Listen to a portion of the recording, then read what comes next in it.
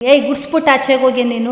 ನಾವು ಹಾಸನದವರಾಗ್ಲಿ ಮಂಡ್ಯದವರಾಗ್ಲಿ ಇಂಥ ಲ್ಯಾಂಗ್ವೇಜನ್ನು ಉಪಯೋಗಿಸಲ್ಲ. ನೀನು ಏನಕ್ಕಿಂತ ಲ್ಯಾಂಗ್ವೇಜ್ ಮಾತಾಡ್ತಾ ಇದೀಯಾ ಅಂದಿದ್ಕೆ ನನ್ನನ್ನು ಅವನು ಏಯ್ ನಿಂಗೆ ಹೇಳಿದ ಕೆಲಸ ಮಾಡೆ ಅಂತ ಅಂದ.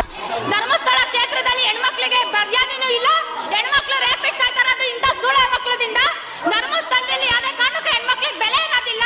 ಅಪೋಸಿಟ್ ಅಲ್ಲಿ ನಾವು ಮಾತಾಡ್ಬೇಕಾದ್ರೆ ಇನ್ನೊಬ್ಬ ಹಿಂದೆಯಿಂದ ಬಂದಿದ್ದಲೆ ಕಾಲಲ್ಲಿ ಹಿಂಗ್ ಒದ್ದಿಯಕ್ಕೆ ಹೋಗಿ ಕುತ್ಕೆ ಪಟ್ಟಿ ಕೈ ಹಾಕ. ಒಬ್ಬ ಮ್ಯಾನೇಜರ್ ಇಲ್ಲ, ಅಲ್ಲಿ ಕಮಿಟಿ ಅವನು ಯಾರು ಅನ್ನೋದು ಗೊತ್ತಿಲ್ಲ, 4 ಮೂಲೆಯಲ್ಲಿ ಕವರ್ ಆಗಿ ನಿಂತ್ಕೊಬಿಡ್ತಾರೆ. ನನ್ನ ಮಗಳು ಐಡಿ ಕಾರ್ಡ್ನ ಇವತ್ತು ಪ್ರಪಂಚಾದ್ಯಂತ ಬಿಟ್ಟಿದಾನಲ್ಲ, ಅವನು ಸಾಕೇತದನು ಲಾರ್ಜ್ ಇಟ್ಟಿದಾನೋ ಅವ್ನು ದಂಧೆ ಮಾಡಕ್ಕಿದಾನು ಅಲ್ಲಿ. ಈಗ ನನ್ನ ಮಗಳು ಪರ್ಸನಲ್ ಫೋಟೋ, ನನ್ನ ಮಗಳು ಐಡಿ ಇವ್ರು ಹಾಕೊಂಡು ರುಬ್ಬೋ ಅಂತದ್ ಏನೈತೆ ಚಾನೆಲ್ ಅವ್ರಿಗೆ ಅಧಿಕಾರ ಕೊಟ್ಟ ನನ್ನ ಮಗ ಯಾರು ಅವನ್ಗೆ. ಸಾಕೇತದಂತವ್ರ ತಕ್ಕ ಹೋಗಿ ಪ್ರಾಣ ಕಳ್ಕೊಬೇಡಿ, ಸಾಕೇತದಂತವ್ರ ತಕ್ಕ ಹೋಗಿ ಮರ್ಯಾದೆ ಕಳ್ಕೊಬೇಡಿ ಅಂತ ಲಾಡ್ಜಿಗೆ ಜೀವನದಲ್ಲಿ ಒಬ್ರು ಹೋಗ್ಬೇಡಿ. ಧರ್ಮಸ್ಥಳದಲ್ಲಿ ಮಹಿಳೆಯರಿಗೆ ಆಗ್ತಾ ಇರುವಂತಹ ಒಂದು ದೌರ್ಜನ್ಯದ ಬಗ್ಗೆ ತಮ್ಮೆಲ್ಲರಿಗೂ ಕೂಡ ಗೊತ್ತಿರುವಂತದ್ದೇ. ಈಗಂತಲ್ಲ, ಕಳೆದ 20-30 ವರ್ಷಗಳಿಂದ ಆಗ್ತಾನೆ ಬರ್ತಾ ಇದೆ. ಯಾವಾಗ ಸೌಜನ್ಯ ಪ್ರಕರಣ ಆಯಿತು 2012ರಲ್ಲಿ, ಸೊ ಆನಂತರ ಅವರ ಬಂಡವಾಳಗಳೆಲ್ಲವೂ ಕೂಡ ಬಯಲಾಗಿ ಬಂದು, ಅಂದ್ರೆ ಹೋರಾಟಗಳು ಶುರುವಾದವು, ದೌರ್ಜನ್ಯಗಳು ಆಗ್ತಾ ಇದ್ವು, ಅದೆಲ್ಲ ಇಡೀ ವಿಶ್ವಕ್ಕೆ ತಿಳಿತು ಅಂತಾನೆ ಹೇಳ್ಬೋದು. ಅದಾದ ನಂತರವೂ ಕೂಡ ಅಲ್ಲಿಯ ಕೆಲವು ಮಕ್ಕಳು ಅಂತಾನೆ ಹೇಳ್ಬೋದು, ಅವರುಗಳಿಗೆ ಬುದ್ಧಿ ಬಂದಿಲ್ಲ ಅಂತಾನೆ ಹೇಳ್ಬೋದು. ಅದಕ್ಕೆ ಉದಾಹರಣೆ ನಿನ್ನೆ ನಡೆದಂತ ಒಂದು ಘಟನೆ. ಆ ಘಟನೆಯಲ್ಲಿ ದೌರ್ಜನ್ಯಕ್ಕೆ ಒಳಗಾದವರು ನಮ್ಮ ಊರಿನ ಸಮೀಪದವರೇ. ಇವತ್ತು ನಾವು ಅವ್ರನ್ನ ಭೇಟಿಯನ್ನ ಮಾಡಿ ನಡೆದಂತ ಒಂದು ಘಟನೆಯ ಬಗ್ಗೆ ನಾವಿವತ್ತು ನಿಮಗೆ ತಿಳಿಸ್ತಾ ಹೋಗ್ತೀವಿ. ಮೇಡಮ್, ಏನಾಯ್ತು ಧರ್ಮಸ್ಥಳದಲ್ಲಿ? ಧರ್ಮಸ್ಥಳಕ್ಕೆ ನಾವು ಹೋದಾಗ 13ನೇ ತಾರೀಕು ಸಂಜೆ ಒಂದು 4 ಗಂಟೆಲೇನೋ ರೀಚ್ ಆದೋ. ಸಾಕೇತದಲ್ಲಿ ಆನ್ಲೈನಲ್ಲಿ 4 ರೂಮ್ ಬುಕ್ ಮಾಡ್ಕೊಂಡಿದ್ದೋ ನಾವು, ಒಂದು ವಾರದ ಮುಂಚೆನೇ.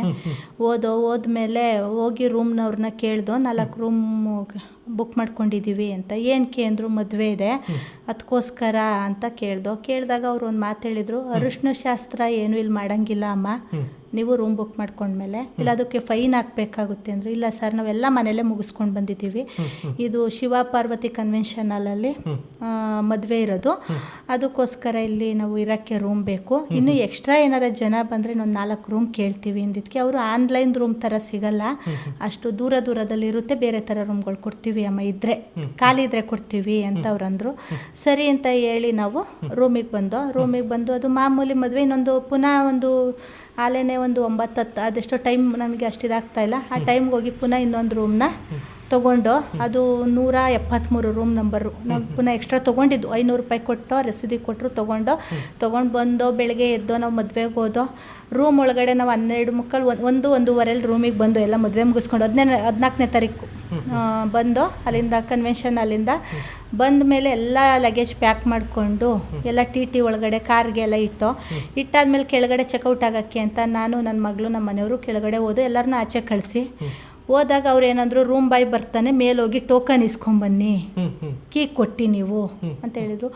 ಮಗಳನ್ನ ಫಸ್ಟ್ ಅವಳು ಹೋದ್ಮೇಲೆ ಅವರು ರೂಮ್ ಬಾಯಿ ಒಂದು 5 ನಿಮಿಷಕ್ಕೆ ಬಂದಮೇಲೆ ಎಲ್ಲ ಡೋರ್ ಓಪನ್ ಮಾಡು ಅನ್ನುವಾಗ ನಮ್ಮ ಮನೆಯವ್ರಿಗೆ ಕಾಲ್ ಮಾಡಿದ್ಲು, ಅಪ್ಪಾಜಿ ಬಾ ಎಲ್ಲದು ತೆಗಿಯೋಕ್ಕಾಗಲ್ಲ ಇದು ರೂಮ್ದು ಅಂದಾಗ ನಾವು ಮೇಲೆ ಹೋದ್ಮೇಲೆ ಇವಳು ಮಗಳು ಕೇಳಿದ್ಲು, ಈಗ ನಾವು ತೆಗಿತೀವಿ ನೀವೇ ಲಾಕ್ ಮಾಡ್ಕೋತೀರಾ ಸರ್ ಅಂತ ಅವಳು ಕೇಳಿದ್ಲು. ಅವ್ರೇನು ಮಾತಾಡಲಿಲ್ಲ ಫಸ್ಟು. ಸರಿ ಅಂದ್ಬಿಟ್ಟು ನಾವೆಲ್ಲ ತೆಗಿತಾ ಇದ್ದೋ.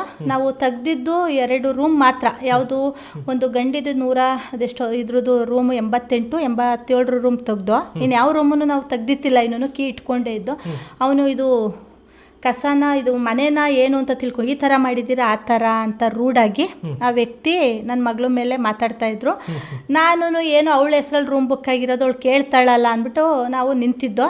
ಆಮೇಲೆ ನಮ್ಮ ಬಾವ ಬಂದಮೇಲೆ ನಡಿ, ಅದೊಂದು ಸ್ವೀಟ್ ಬಾಕ್ಸು ಡಬ್ಬ ಇತ್ತು, ಒಂದು 7-8 ಬಾಟ್ಲುಗಳು, ಅದೇ ನೀರಿನ ಬಾಟ್ಲು 1/2 ಲೀಟ್ರದ್ದು ಹೂವುಗಳು ಬಿದ್ದಿದ್ದು ಒಂದು ರೂಮಲ್ಲಿ, 2 ರೂಮಲ್ಲಿ ಏನೂ ಇತ್ತಿಲ್ಲ. ಆಮೇಲೆ ಅವರು ಜೋರು ಯಪ್ಪ ಮಾತಾಡುವಾಗ ಇವಳು ಇಂಗ್ಲೀಷಲ್ಲಿ ಅದೇನೋ ರೆಸ್ಪೆಕ್ಟ್ ಕೊಟ್ಟು ಮಾತಾಡೋದನ್ನ ದೊಡ್ಡ ಮಗಳು ಅಂದಮೇಲೆ ಅವನು ತುಂಬ ವಾಯ್ಸ್ ರೇಜ್ ಮಾಡ್ತಾವ ವ್ಯಕ್ತಿ. ವಾಯ್ಸ್ ರೇಜ್ ಮಾಡ್ಬೇಕಾದ್ರೆ ನಾನು ನಮ್ಮ ಮನೆಯವ್ರಿಗೆ ತಡೀರಿ, ಅವಳ ಹೆಸರಲ್ಲಿ ರೂಮ್ ಬುಕ್ ಆಗಿರೋದು, ದುಡ್ಕಿ ಏನೂ ಮಾತಾಡೋದು ಬೇಡ, ನೋಡೋಣ ಅಂತ ನಾನಂದೆ. ನಾನು ಡಬ್ಬಕ್ಕೆ ಅದೊಂದು ಡಬ್ಬನೂ ಬಾಟ್ಲು ಹೂವುಗಳನ್ನ ಹಾಕ್ಕೊಂಡು ಅವ್ನು ಮುಂದೆ ಹೋದರೆ ನನ್ನ ಮಗಳು ನೋಡು ಕ್ಲೀನ್ ಮಾಡ್ತಾ ಇದ್ದೀವಿ ನಾವು, ಸ್ವಲ್ಪ ಮಾತನ್ನು ಈಗಲಾದರೂ ಕಂಟ್ರೋಲ್ ಆಗಾಡಿ ಅಂತ ಅಂದಾಗ, ಏಯ್ ಗುಡ್ಸ್ಬಿಟ್ಟು ಆಚೆಗೆ ಹೋಗಿ ನೀನು ಅಂದರೆ ಅದು ಹೇಳ್ಬಾರ್ದು ಅವ್ರಿಗೆ ಅವರು ಆ ಥರ ಮಾತಾಡಿದ್ರು. ಮಾತಾಡಾದ್ಮೇಲೆ ನಾನು ಅಲ್ಲಿ ಡಬ್ಬನ ಕೆಳಗಡೆ ಡಸ್ಟ್ಬಿನ್ಗೆ ಹಾಕ್ತೆ. ಕ್ಲೀನಿಂಗ್ ಬೇಕಾದ್ರೆ 1,000 ಅಲ್ಲ 2 ಅಲ್ಲ 10,000 ಇಸ್ಕೊಡ್ತೀವಿ. ಈ ಮಾತನ್ನ ನೀನು ಈ ಥರ ಆಡಬಾರ್ದಪ್ಪ. ನಾವು ಹಾಸನದವರಾಗಲಿ ಮಂಡ್ಯದವರಾಗಲಿ ಇಂಥ ಲ್ಯಾಂಗ್ವೇಜನ್ನು ಉಪಯೋಗಿಸಲ್ಲ. ನೀನು ಏನಕ್ಕಿಂತ ಲ್ಯಾಂಗ್ವೇಜ್ ಮಾತಾಡ್ತಾ ಇದೀಯಾ ಅಂದಿದ್ದಕ್ಕೆ ನನ್ನೂ ಅವನು ನಿಂಗೆ ಹೇಳಿದ ಕೆಲಸ ಮಾಡೆ ಅಂತ ಅಂದಾಗ ನಮ್ಮ ಯಜಮಾನ್ರು ಬಂದು ಮಾತನ್ನ ಕಂಟ್ರೋಲ್ ಆಗಾಡು ಅಂತ ನಮ್ಮ ಯಜಮಾನ್ರು ಜೋರು ವಾಯ್ಸ್ ಮಾಡಿದ್ರು. ಧರ್ಮಸ್ಥಳ ಹೆಂಗೆ ದಾಟ್ತೀಯೋ ನೀನು ನೋಡೇ ಬಿಡ್ತೀನಿ ಅಂತ ಅವರು ಅಂದ ತಕ್ಷಣನೇ ಬೇಕಾದ್ರೆ ನಮ್ಮ ಮಾತು ನಿಮಗೆ ಸುಳ್ಳು ನಿಜ ಅನ್ನೋದಕ್ಕೆ ಅವ್ರು CC ಕ್ಯಾಮ್ರಾ ತೆಗೆಸ್ಕೊಂಡು ಜನತೆ ಬಿಟ್ಟಿದ್ದೀರಲ್ಲ ಎಲ್ಲ ಚಾನಲ್ಗಳಲ್ಲೂ ಅಸಭ್ಯವಾಗಿ ಅದನ್ನ ಅವ್ರು CC ಕ್ಯಾಮ್ರಾ ಚೆಕ್ ಮಾಡಿಸ್ಕೊಳ್ಳಿ, ಅದೇನಿದೆ ನೋಡ್ಕೊಳ್ಳಿ. ನಮ್ಮ ಯಜಮಾನ್ರು ಅಂದ ತಕ್ಷಣ ನನ್ನ ಮಗಳಿಗೆ ನಾನು ಹೇಳಿದೆ, ಅಲ್ಲಿ ಕೆಳಗಡೆ ನಮ್ಮ ರಿಲೇಷನ್ ನಿಂತಿದ್ದವ್ರಿಗೆ ಫೋನ್ ಮಾಡು ಬೇಗ ಅಂದೆ. ಆಗ ನಮ್ಮ ಚಿಕ್ಕ ಮಗಳಿಗೆ, ನನ್ನ ಅಳಿಯನ್ಗೆ, ನಮ್ಮ ಅಣ್ಣನ ಮಕ್ಕಳು ಎಲ್ಲ ಇದ್ರು, ನಮ್ಮ ಅಮ್ಮ ತಾಯಿ ಎಲ್ಲ ಓಡ್ ಬಂದರು. ಏನು ಗಲಾಟಿ ಅಂದ್ಕೊಂಡು ಬಂದಾಗ ನಾನು ಹಿಂಗೆ ರೂಮ್ದು ಈ ಥರ ಆಯಿತು ಅಪ್ಪ ಅಂತ ನಾನು ನನ್ನ ಅಳಿಯನ್ ಕುಟ್ಟುನು ನನ್ನ ಅಕ್ಕನ ಮಕ್ಕಳು ಕುಟ್ಟೆ ನಾನು ಹೇಳ್ತಾ ಇದ್ದೆ. ಅವನು ಪುನಃ ಅವ್ರೇನಾದ್ರು ಏನು ಕೊಪ್ಪ ಹಿಂಗೆ ಮಾತಾಡಿದ್ಯಾ ಅಂತ ಅವ್ರು ಕೇಳಿದ್ರು. ಕೇಳಿದ ತಕ್ಷಣ ಅವಳು ಗುಡ್ಸೋಗು ಅಂತ ಹೇಳ್ತಾ ಇರೋದು ಇದೆಲ್ಲ ಇಲ್ಲಿ ಗಾಂಚಲೇ ಇಟ್ಕೊಳ್ಳಂಗಿಲ್ಲ, ಧರ್ಮಸ್ಥಳ ನಾವು ದಾಟ್ಸೋದೇ ಇಲ್ಲ ನಿಮ್ಮನ್ನ ಅಂದಾಗ, ನಿಮ್ಮ ಅಪ್ಪಂದ ಧರ್ಮಸ್ಥಳ ನಿಂದ ಧರ್ಮಸ್ಥಳ ಮಾತನ್ನ ಕಂಟ್ರೋಲ್ ಆಗಾಡು ಅನ್ನೋ ಮಾತುಗಳು ನಡೆದಾಗ ಅವ್ರ ಕಡೆಯಿಂದಲೂ ಒಂದು 7-8 ಜನದ ಮೇಲೆ ಅದರೊಳಗಡೆ ನುಗ್ಗಿದ್ರು. ಇನ್ನು ಅಲ್ಲಿದ್ದೋ ಬೇರೆ ಬೇರೆ ಜನಗಳು ಎಲ್ಲ ನೋಡ್ತಾ ಇದ್ರು. ನೋಡ್ಬೇಕಾದ್ರೆ ಅವ್ನು ಬಂದು ಏಕಾಏಕಿ ಅಸಹ್ಯವಾಗಿ ಅವನು ಮಾತಾಡ್ದ, ನಮ್ಮ ಕಡೆಯಿಂದಲೂ ಮಾತನಾಡ್ದು. ನಾವು ಇಲ್ಲ ಅಂತ ನಾನು ಹೇಳಲ್ಲ, ಅವನು ಎಷ್ಟು ಅಸಭ್ಯವಾಗಿ ಅವ್ರು ಮಾತಾಡ್ತಾರೆ ಅಷ್ಟೂ ನಮ್ಮ ಕಡೆಯಲ್ಲೂ ಆಡ್ದ. ನಮ್ಮ ಯಜಮಾನ್ರಿಗೆ ಡೈರೆಕ್ಟಾಗಿ ಅವನು ಧರ್ಮಸ್ಥಳ ಬಿಟ್ಟವನು ಅವನ ಹತ್ರ ಮಾತಾಡ್ಬೇಕಾದ್ರೆ ಎದುರಿಗೆ ಅಪೋಸಿಟಲ್ಲಿ ನಾವು ಮಾತಾಡ್ಬೇಕಾದ್ರೆ ಇನ್ನೊಬ್ಬ ಹಿಂದೆಯಿಂದ ಬಂದಿದ್ದಲೆ ಕಾಲಲ್ಲಿ ಹಿಂಗೆ ಒದ್ದಿಯಕ್ಕೆ ಹೋಗಿ ಕುತ್ತಿಗೆ ಪಟ್ಟಿ ಕೈ ಹಾಕ್ದಾಗ ಅದು CC ಕ್ಯಾಮ್ರಾದಲ್ಲಿ ಅವ್ರ ಕ್ಯಾಮ್ರಾದಲ್ಲಿ ಕವರ್ ಆಗಿದೆ. ಆಗ ನಿಮ್ಮ ಯಜಮಾನ್ರು ಕುತ್ತಿಗೆ ಪಟ್ಟಿ ಕೈ ಹಾಕಿದ್ರು. ನಮ್ಮ ಯಜಮಾನ್ರಿಗೆ ಕುತ್ತಿಗೆ ಪಟ್ಟಿ ಕೈ ಹಾಕಿ ಕಾಲಲ್ಲಿ ಹಿಂದೆಯಿಂದ ಒಬ್ಬ ಬಂದು ಒದ್ಯಕ್ಕೆ ಹೋದಾಗ ಅದು ಕರೆಕ್ಟಾಗಿ ಕ್ಯಾಮ್ರಾದಲ್ಲೇ ಕವರ್ ಆಗಿದೆ. ಆ ತಕ್ಷಣ ನಾನು ಅಪ್ಪಾಜಿಗೆ ಹೊಡೆದ್ಬಿಟ್ರಲ್ಲಪ್ಪ ಅಂದೆ. ಆಗ ಇವಳು ಓಡ್ ಬರ್ತಾ ಇದ್ಲು, ನನ್ನ ಮಗಳು ಚಿಕ್ಕ ಮಗಳು ಓಡ್ ಬಂದು ಏನೋ ನಮ್ಮ ಅಪ್ಪಾಜಿಗೆ ಹೊಡಿಯೋಕ್ಕೆ ಅಂದ್ರು. ನಾನು ಹೆಣ್ಣು ನೀನು ಈಗ ಮದುವೆ ಮಾಡ್ಕೊಂಬಂದಿದ್ದು ನಡೆಯವ ಅಂತ ನಾವು ಹಿಂಗೆ ಅವಳನ್ನ ಆ ಕಡೆ ನಿಲ್ಲವ ಅಂತ ದೊಡ್ಡ ಮಗಳು ನಾನು ಅಂದಾಗ ನನ್ನ ಅಪ್ಪಾಜಿ ಮೇಲೆ ಕೈ ಮಾಡೋಕ್ಕೆ ನಮ್ಮ ಅಕ್ಕನ ಕೈ ತೋರಿಸಿ ಇವ್ನು ಮಾತಾಡೋಕ್ಕೆ ಏನು ನಾವೇನು ಪುಸ್ಕಟೆ ರೂಮ್ ತೊಗೊಂಡಿದ್ದೀವ, ದುಡ್ಡು ಕೊಟ್ಟು ಆನ್ಲೈನಲ್ಲಿ ಪೇಮೆಂಟ್ ಮಾಡಿದ್ದೀವಿ, ಇವನು ಯಾರು ಅಂತ ನನ್ನ ಮಗಳು ನಾವು ತಡಿಬೇಕಾದ್ರೆ ಬಿಡು ಮಮ್ಮಿ ಅಂತ ಹೇಳಿ ನನ್ನೂ ಅವ್ರ ಅಕ್ಕನೂ ಅವಳು ತೆಳೆದಾಗ ಅದನ್ನೂ ಅವನು ಯಾವನೋ ಚಾನಲಲ್ಲಿ ಅಕ್ಕ ತಂಗಿ ಹೊಡೆದಾಡಿದ್ದಾರೆ ಅಂತ ಹಾಕೊಂಡವನೇ. ಅವನು ಕರೆಕ್ಟಾಗಿ ನೋಡಲಿ CC ಫುಟೇಜ. ಮಕ್ಕಳು ಕೈಲಿ ಬೈಸೋದು ಬೇಡ ಮಾಡೋದು ಬೇಡ, ನಾವು ಬಾರಮ್ಮ ನೀನು ಈ ಕಡೆ ನಾವು ಕೇಳ್ತಾ ಇದ್ದೀವಿ ನೀನು ಕಾರ್ಗೆ ಹೋಗಮ್ಮ ಅಂತ ನನ್ನ ಮಗಳಿಗಂದೆ. ಅಂದ ತಕ್ಷಣ ನಾನು ಹೊಡಿಯೋಕೆ ನಮ್ಮ ಯಜಮಾನ್ರಿಗೆ ಬಂದ ತಕ್ಷಣ ಎಲ್ಲ ಗುಂಪನ್ನ ನಾವೂ ಯಾಕೆ ಹೊಡಿತಿ ಅಂಥದ್ದು ಏನು ನಾವು ಮಾಡಿದ್ದೀವಿ ಅಂತ ನಮ್ಮ ಫ್ಯಾಮಿಲಿ ಎಲ್ಲ ಸುತ್ತಾಕೊಂಡು ನನ್ನ ಮ್ಯಾನೇಜರ್ ಜೊತೆ ನೋಡಿ ಸರ್ ಇಂಥ ಧರ್ಮಸ್ಥಳಕ್ಕೆ ನಾನು 5 ತಿಂಗಳಿಂದ ಅರ್ಕೆ ಕಟ್ಕೊಂಡು ಇವತ್ತು ನಾನು ಅಣ್ಣಪ್ಪನಿಗೆ ತುಪ್ಪದಾರ್ತಿ ಮಾಡಿಕೊಂಡು ಅಂತ ಗಾಯತ್ರಿ ವೈಶಾಲಿಲೆಲ್ಲ ರೂಮ್ ಮಾಡಿಕೊಂಡು ಪೂಜೆ ಮುಗಿಸ್ಕೊಂಡು ಹೋದ ಒಂದು ದಿವಸ ಹಿಂಗೆ ನಡಿಲಿಲ್ಲ. ನೀವು ಸಾಕೇತದಲ್ಲಿ ಈ ಕೆಲಸ ಮಾಡಿಬಿಟ್ರಲ್ಲ ನಾವು ಮದುವೆ ಮಾಡ್ಕೊಂಬಂದು ಇಲ್ಲಿ ಎಲ್ಲಿದೆ ಅಣ್ಣಪ್ಪಂದು ಮಂಜುನಾಥಂದು ಶಕ್ತಿ ಅಂತ ದೇವತಾ ಮನುಷ್ಯನ ಹೆಸರಾಳು ಮಾಡೋಕ್ಕೆ ನಿಮ್ಮ ಇಂಥ ಸಿಬ್ಬಂದಿಗಳನ್ನ ಯಾಕೆ ಇಟ್ಕೊಂಡಿದ್ದೀರಾ ಅಂತ ಥರ್ಡ್ ಕ್ಲಾಸ್ಗಳನ್ನ.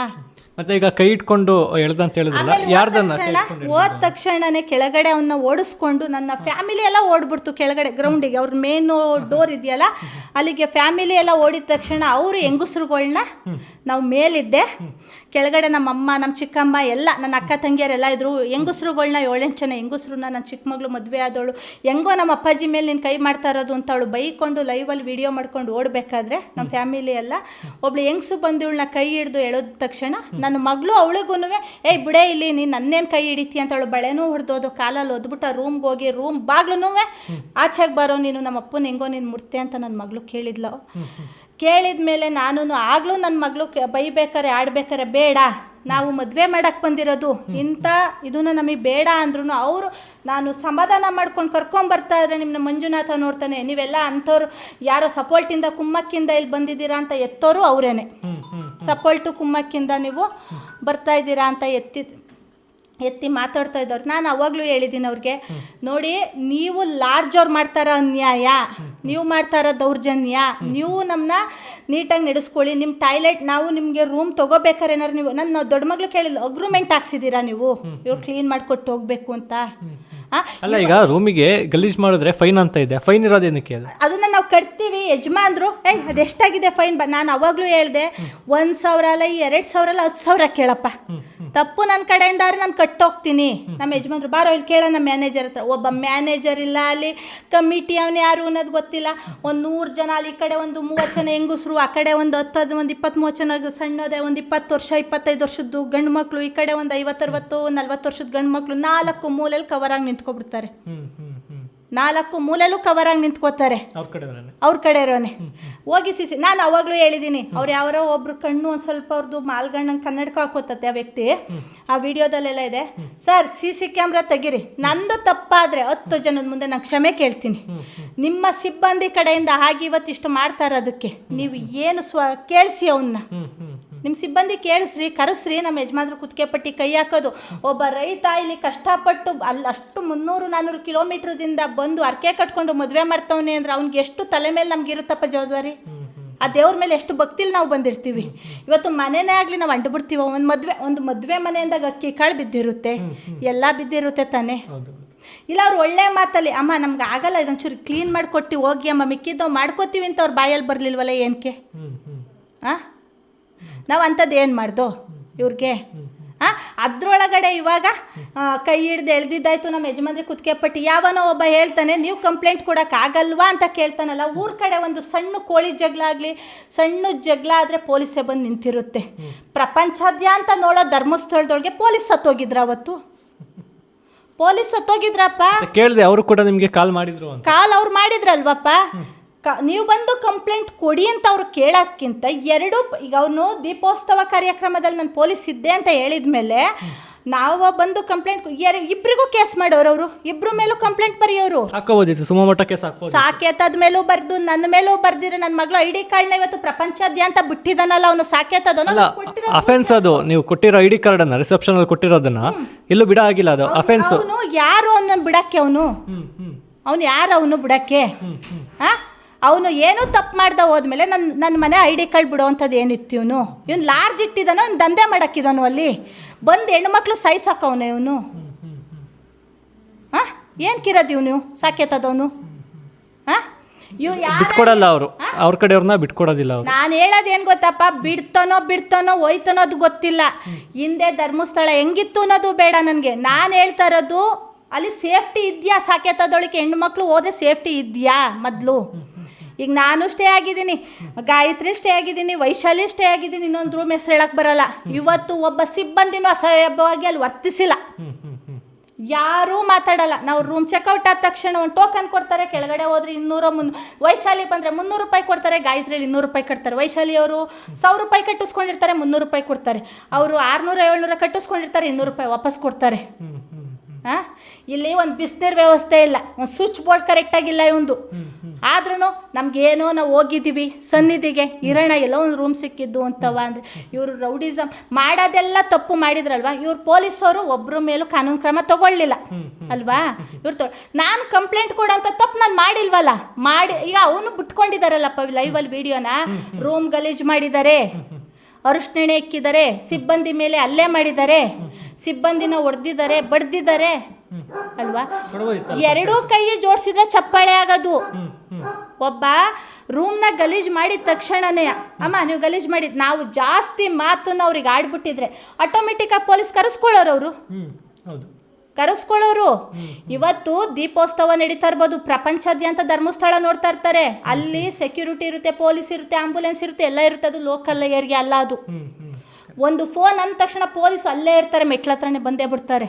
ನಾನು ಗಲೀಜೆ ಮಾಡಿ, ನಾನು ತಪ್ಪೇ ಮಾಡಿ ನಾನು ಅಲ್ಲಿಂದ ಬರ್ತಾ ಇದ್ರೆ, ನಾನು ಅಷ್ಟೇ ಎಲ್ಲದನ್ನು ಕಸ ಹಾಕಿದಾರಲ್ಲ ಅದು ಮಾಡಿ ಬರ್ತಾಯಿದ್ರೆ ಪೊಲೀಸ್ನವ್ರಿಗೆ ಅವ್ರು ಕರೆಸ್ಬಿಟ್ಟು, ಇವ್ರ ಫ್ಯಾಮಿಲಿಯವರು ಈ ಕೆಲಸ ಮಾಡಿದ್ದಾರೆ ಸರ್, ಫೈನೂ ಕಟ್ತಾ ಇಲ್ಲ, ನಮ್ಮೇಲೆ ದೌರ್ಜನ್ಯ ಮಾಡಿದ್ದಾರೆ ಸರ್ ಇವರು ಅಂತ ಕೇಳ್ಬೋದಿತ್ತು ತಾನೇ. ಅವತ್ತು ಅದೇನು ತಪ್ಪೈತೆ, ನಾವೇನು ಫೈನ್ ಐತೆ ನಾನು ಕಟ್ಟಿವೆ ತಾನೇ. ಆಯಿತು, ಇವತ್ತು ಅವ್ರ ಮನೆಯವ್ರನ್ನ ನೋಡಿ, ಆ ಹೆಣ್ಮಕ್ಳು ನೋಡಿ, ಅವಳು ಗರ್ತಿ ಮಗಳ ನೋಡಿ, ಅವಳು ಪರ್ಸನಲ್ ಕುಡ್ದು ಆಡ್ತಾ ಇದ್ದಾರ ನೋಡಿ. ಇವ್ರ ಮನೇಲಿ ಹೆಣ್ಮಕ್ಳಿಲ್ವಾ? ಅವ್ರದೇ ಒಂದು ಕೃಪಾ ಪೋಷಿತ ಮೀಡಿಯಾ ಚಾನಲ್ಸ್ ಮನೇಲಿ ಹೆಣ್ಮಕ್ಳಿಲ್ವಾ? ಇವ್ರು ಮಾಡೋ ಅಡ್ನಾಡಿ ಕೆಲಸ, ಸಾಕೇತದವ್ರು ಮಾಡೋ ಅಡ್ನಾಡಿ ಕೆಲಸಕ್ಕೆ ಆ ದೇವತಾ ಮುಂಚೂನ ಹೆಸರಾಳಾಗುತ್ತಾ? ಹೊಟ್ಟೆ ಉರ್ದು ಆ ದೇವತಾ ಮುಂಚೂನ ನಾವು ಬೈತೀವ? ಇವ್ರು ಮಾಡ್ತಾರೆ ಅಡ್ನಾಡಿ ಕೆಲಸಕ್ಕೆ, ಸಾಕೇತದವ್ರು ಮಾಡ್ತಾರೆ ಅಡ್ನಾಡಿ ಕೆಲಸಕ್ಕೆ. ಯಾರೋ ಪಾಪ ದೇವ್ರಾ ಕೂತಿರೋ ವ್ಯಕ್ತಿ ಹೆಸರನ್ನ ನಾವು ತಗೋತೀವಿ. ಅಂತ ದೇವತಾ ಮುಂಚೂನ ಹೆಸರು ಹಾಳು ಮಾಡೋಕ್ಕಿಂತ ಲೋಫರ್ಗಳೇ ತಾನೆ ಸಾಕೇತ ಅಂತ ಲಾಡ್ ಲೋಫರ್ಗಳೇ ತಾನೆ ಕಾರಣ.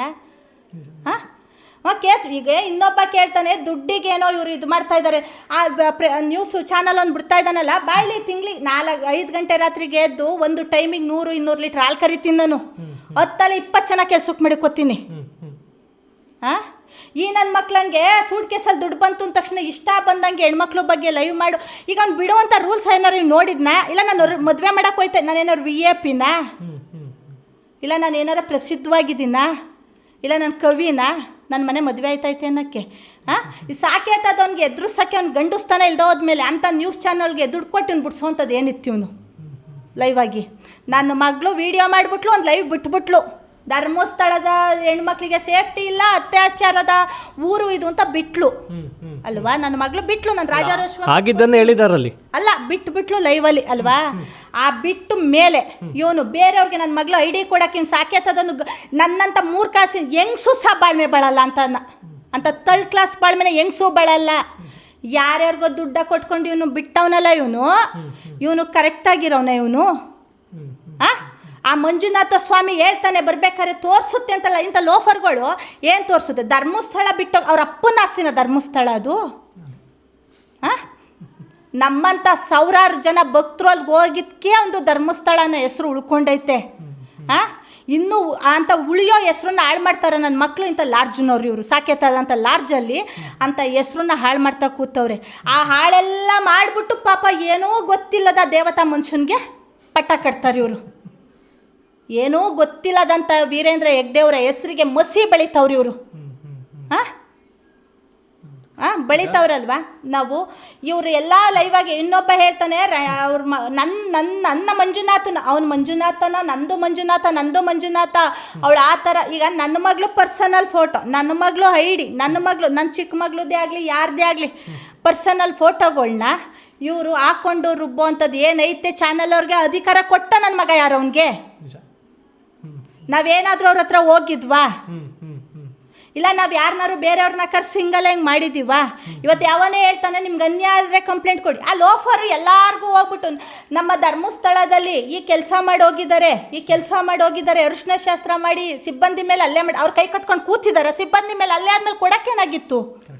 ಈಗ ನೀವು ಕಸನ ತೆಗೆದು ಹಾಕಿದ್ರಿ ಅಂತ ಹೇಳಿದ್ರಿ, ಮತ್ತೆ ಅವ್ರೊಂದು ಫೋಟೋ ಬಿಡ್ತಾರೆ.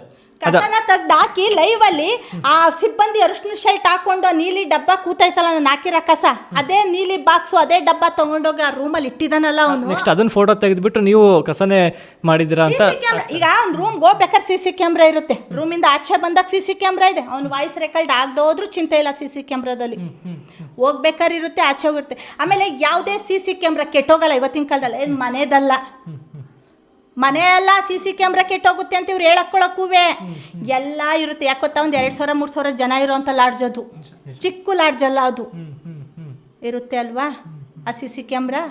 ತಗ್ಸಿ ನಾನು ಕೇಳ್ತಾ ಇದ್ದೀನಲ್ಲ ಕಮಿಟಿಯವ್ರಿಗೆ, CC ಕ್ಯಾಮ್ರಾ ತಗ್ಸೋ ಮಾರಾಯ, ಯಾರು ತಪ್ಪು ಮಾಡಿದ್ದಾರೆ ಅವ್ರಿಗಿಲ್ಲೇ ಆಗುತ್ತೆ ಅಂತ ಕೇಳ್ತಾ ಇದ್ದೀನಲ್ಲ, ತಗ್ಸ್ಬೋದಿತ್ತಲ್ಲ ಇವರು. ಆಯ್ತಲ್ವಾ?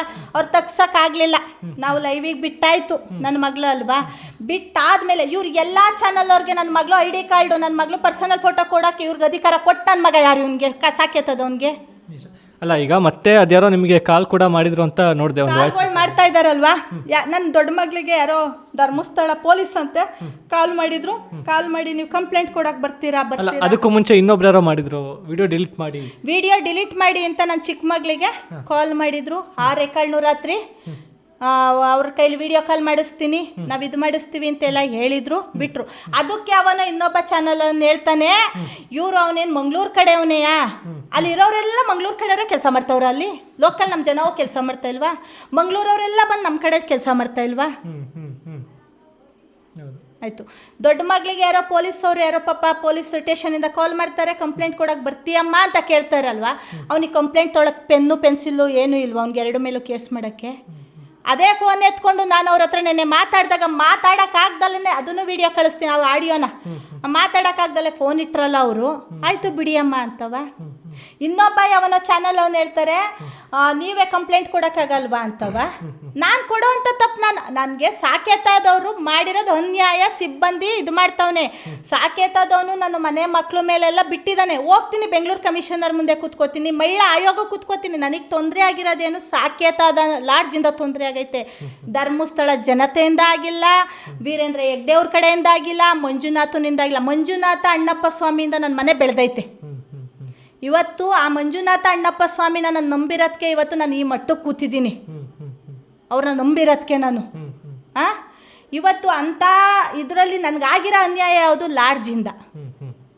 ಧರ್ಮಸ್ಥಳ ದಾಟ್ ನೀನು ಹೆಂಗೆ ಹೋಗ್ತೀಯ ಅಂದರೆ ಅವ್ರ ಅಪ್ಪನ ಆಸ್ತಿನ ಸಾಕೇತದೊಂದು ಅದು ಧರ್ಮಸ್ಥಳ. ಇವತ್ತು ನನ್ನಂಥ ಲಾಡ್ಜ್ಗೆ ಜನಗಳು ಹೋಗ್ದವರು ಅವ್ನು ಸಾಕೇತ ಕ್ಲೋಸ್ ಆಗುತ್ತೆ. ಅರೆ ಸಾಕೇತಕ್ಕೆ ಇವತ್ತು ಕೈ ಮುಗ್ದು ಎಲ್ಲ ಇಡೀ ನಮ್ಮ ಪ್ರಪಂಚಕ್ಕೆ ನಾನು ಹೇಳ್ಕೊಳ್ಳೋದು ಒಂದೇ, ಅಂಥ ಲಾಡ್ಜಿಗೆ ಹೋಗಬೇಡಿ, ಒಬ್ಬಂಟಿಗೆ ಹೋಗಬೇಡಿ, ಫ್ಯಾಮಿಲಿನೂ ಹೋಗಬೇಡಿ. ಸಾಕೇತದಲ್ಲಿ ಸೇಫ್ಟಿ ಇಲ್ಲ. ಹೌದು, ಅದು ನೀವು ಒಬ್ಬರೇ ಅಲ್ಲ ಹೇಳ್ತಾ ಇರೋದು. ನಿಮಗಿಂತ 2-3 ವರ್ಷದಿಂದ ಇನ್ನೊಬ್ರು ಮೈಸೂರಿನೊಬ್ರು ಮಹಿಳೆ ಕೂಡ ಹೇಳಿದ್ರು. ಫೋಟೋ ಹಾಕ್ಬಿಟ್ರೆ ಅವ್ರು ಬಂದು ನೋಡಪ್ಪ ಸಾಕೇತದವನ್ನೆಲ್ಲ ಅವ್ನು ಯಾರೇ ಬಂದು ನನ್ನ ಗಂಡ ನನ್ನ ಮಕ್ಕಳಿಗೆ ಇವತ್ತು ತೊಂದರೆನೇ ಕೊಟ್ರು ನನ್ನ ವಂಶ ಬೆಳಗ್ಸೋಕ್ಕೆ ತುಂಬ ಮಕ್ಕಳವೆ. ನನ್ನ ಚಿಕ್ಕಪ್ಪ ದೊಡ್ಡಪ್ಪ ಅಕ್ಕ ತಂಗಿಯವ್ರ ಮಕ್ಕಳವೆ. ಆರೆ ಸಾಕೇತದಂಥವ್ರ ತಕ್ಕ ಹೋಗಿ ಪ್ರಾಣ ಕಳ್ಕೊಬೇಡಿ, ಸಾಕೇತದಂಥವ್ರ ತಕ್ಕ ಹೋಗಿ ಮರ್ಯಾದೆ ಕಳ್ಕೊಬೇಡಿ. ಅಂಥ ಲಾಡ್ಜಿಗೆ ಜೀವನದಲ್ಲಿ ಒಬ್ಬರು ಹೋಗಬೇಡಿ. ನಾನು ಕೈ ಮುಗ್ದು ಕೇಳ್ಕೊಳ್ಳೋದು ಜನತೆಗೆ, ಅಂಥ ಲಾಡ್ಜ್ಗೆ ಹೋಗಬೇಡಿ. ಅವ್ನು ಯಾವನೋ ಚಾನಲಲ್ಲಿ ಹೇಳ್ತಾನೆ ದುಡ್ಡಿಗೋಸ್ಕರ ಮಾಡ್ತವ್ರೆ, ಇದಕ್ಕೋಸ್ಕರ ಮಾಡ್ತವ್ರೆ. ಕರ್ಸಪ್ಪ ಇರೋ ಚಾನಲ್ಗಳು ಹಸುನ ಸಗಣಿ ಬೆಳೆಯೋಕೆ 20-20 ಸಾವಿರ ಸಂಬಳ ಕೊಟ್ಟು ಮಾಡ್ಕೋತೀನಿ ನಾನು. ಅಂಥ ದುಡ್ಡಿನ ಆಸೆ ನನಗೆ ಇದ್ಬಿಟ್ರೆ ಮಾಡ್ಕೋತೀನಿ. ಇವತ್ತು ನಾನು ಅಲ್ಲಿ ಹೋಗಿ ಲಕ್ಷಾಂತರ ರೂಪಾಯಿ ಖರ್ಚು ಮಾಡ್ಕೊಂಡು ಮದುವೆ ಮಾಡ್ಕೊಂಬರೋದಿಲ್ಲ. ಸತ್ಯವಾದ ಜಾಗ, ನನ್ನ ಮಕ್ಕಳು ಮದುವೆ ಆದರೆ ಮುಂದೆ ಭವಿಷ್ಯ ಚೆನ್ನಾಗಿರುತ್ತೆ. ಸತ್ಯ ಜಾಗದಲ್ಲಿ ಮದುವೆ ಆದ್ರೆ ಅವ್ರ ಗಂಡ ಹೆಂಡ್ತಿ ಜೀವನ ಚೆನ್ನಾಗಿರುತ್ತೆ ಅಂತ ಹೋಗಿರೋದು. ಯಾವನೇ ಹೇಳ್ತಾನೆ ಕುಡಿದ್ಬಿಟ್ಟು ಆ ಹುಡುಗಿ ಆಡಿದ್ಲು ಅಂತಾನೆ. ಇವ್ರ ಅಪ್ಪನಿಗೋ ಇವ್ರ ಅಮ್ಮಂಗೋ ಇವ್ರ ಅಕ್ಕ ತಂಗಿಯವ್ರ ಕೈನೋ ಮಾಡಿಬಿಟ್ಟಿದ್ರೆ ಅವ್ರು ಸುಮ್ಮನೆ ಬಳೆ ತೊಟ್ಕೊಂಡು ಕೂತ್ಕೊಳ್ಳೋರ.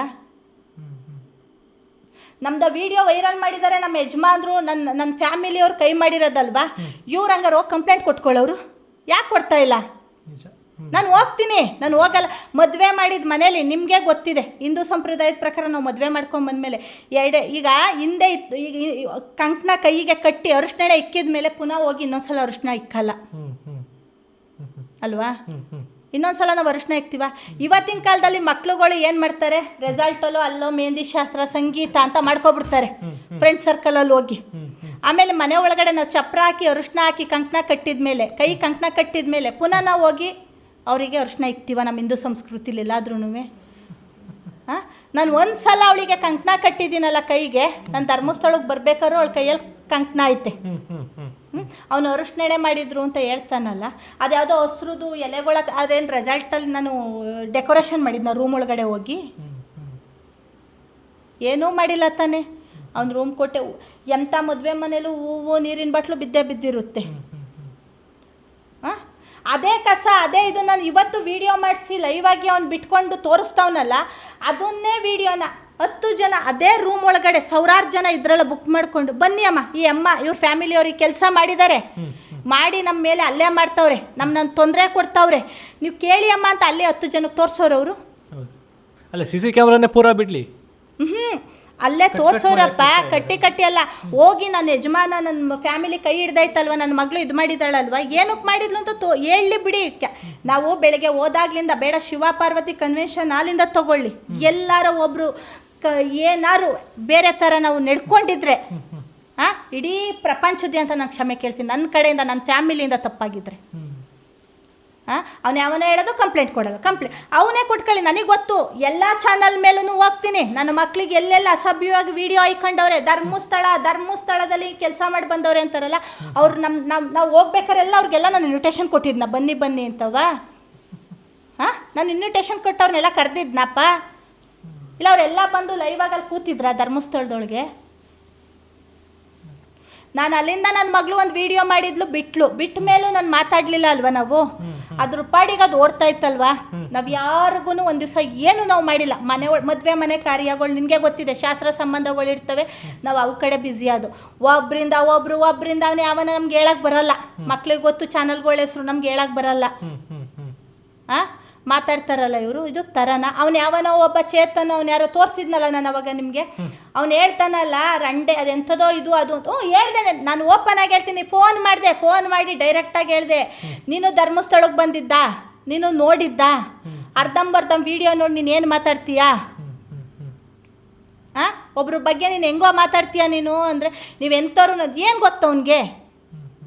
ಬುಂಡೆ ಗ್ಯಾಂಗ್ ಅಂತ ಐಕೊಂಡವನಲ್ಲ ನಾನು ಹೇಳಿದೆ. ಅದಕ್ಕೆ ಸಾಕೇತದವ್ರು ನಿಂಗೆ ದುಡ್ಡು ಕೊಟ್ಟರೆ ಸೂಟ್ ಕೇಸ್ ಬತ್ತು. ಒಬ್ಬ ರೈತರು ಮನೆ ಬಗ್ಗೆ, ರೈತರು ಹೆಣ್ಮಕ್ಳು ಬಗ್ಗೆ, ರೈತರು ಮನೆಯವ್ರಿಗೆ ಮಾತಾಡಿದರೆ ಕುಡ್ಲು ಕುಯ್ಯೋದ್ರಲ್ಲೇ ಮೆಟ್ರೆ ಕುಯ್ಕೋತೀವಿ ನಾವು ಅಂತ ಹೇಳಿದ್ದೀನಿ ಅವನಿಗೆ. ಇವತ್ತು ಹೇಳ್ತಾನೆ, ನಿನ್ನ ಮುಂದೆ ವಿಡಿಯೋ ಹಾಕಿದ್ನಲ್ಲ, ಹೋಗ್ಲಿ ಬಿಡಪ್ಪ SP ಹತ್ರನೇ ಕೂತ್ಕೊಳ್ಳಿ ಅವನು. ಯಾಕೆ ನನ್ನ ಮನೆ ಹೆಣ್ಮಕ್ಳು ಬಗ್ಗೆ ಇವನು ಬಂದಿದ್ನ, ಇವನ್ನ ನನ್ನ ಮದುವೆ ಕರೆದಿದ್ನಾ? ಇವ್ನಿಗೆ ಹಾಕೋ ರೈಟ್ಸ್ ಯಾರು ಕೊಟ್ಟಿದ್ದು? ಧರ್ಮಸ್ಥಳದ ಯೂಟ್ಯೂಬಿಗೆ ಬಿಡೋ ರೈಟ್ಸ್ ನನ್ನ ಮಗಳು ಫೋನಿಂದ ಹೋಯ್ತು ಹೊರ್ತು ನನ್ನ ಮಗಳು ಫೋನಿಂದ ಬೇರೆಯವ್ರಿಗೆ ಹೋಗಿಲ್ವಲ್ಲ. ನೀವು ಹಾಕಿ ಅಣ್ಣ ಅಂತ ಯಾರನ್ನಾರ ನಾವು ಕೇಳಿದ್ದೀವ? ಕೇಳಿಲ್ಲ ತಾನೇ. ಕೊಟ್ಟಿರೋ ನನ್ನ ಮಗ ಯಾರು? ಸಾಕೇತಲ್ಲ ಅರ್ಜುನು. ಅವನಿಗೆ ಧೈರ್ಯನೇ ಇದ್ದರೆ, ಅವನು ಕರೆಕ್ಟಾಗಿರೋ ಮನುಷ್ಯನೇ ಆಗಿದ್ದಿದ್ರೆ ಅವನು ಫೇಸು ಸ್ಟೇಷನಲ್ಲಾಗಲಿ ಕೋರ್ಟಲ್ಲಾಗಲಿ ನಮ್ಮನ್ನ ಫೇಸ್ ಮಾಡ್ಬೋದಿತ್ತು ತಾನೆಯಾ? ಇವನು ಬೇರೆಯವ್ರಿಗೆಲ್ಲ ಯಾಕೆ ಕೊಟ್ಟ? ಅಲ್ಲ, ಮೊದಲನೇದಾಗ ಐಡಿ ಬಿಟ್ಟಿದ್ದಾನೆ ಅಂದರೆ ಅದೇ ದೊಡ್ಡ ತಪ್ಪು. ಅದು ಏನಕ್ಕಪ್ಪ ಬಿಟ್ಟವನು? ಅವ್ನು 3 ಕಾಸು ಹೆಂಗ್ಸು ಬಾಳಲ್ಲ ಕಣೋ. ನಮ್ಮೂರ ಕಡೆ ಕೂಲಿ ಮಾಡ್ಕೊಂಡು ತಿನ್ನೋ ಹೆಂಗ್ಸು ಅವ್ನು ಬಾಳ್ಮೆ ಬಾಳಲ್ಲ, ಸಾಕೇತದವನಂತ ಬಾಳ್ಮೆ ಬಾಳಲ್ಲ ಅಂತ ಜಗತ್ತಿಗೆ ಹೇಳ್ತೀನಿ. ಅಂತ ಲಾಡ್ಜಿಗೆ ಹೆಣ್ಮಕ್ಳೆಲ್ಲ ಎಂಟರ್ ಫ್ಯಾಮಿಲಿಗಳೇ ಹೋಗ್ಬೇಡಿ.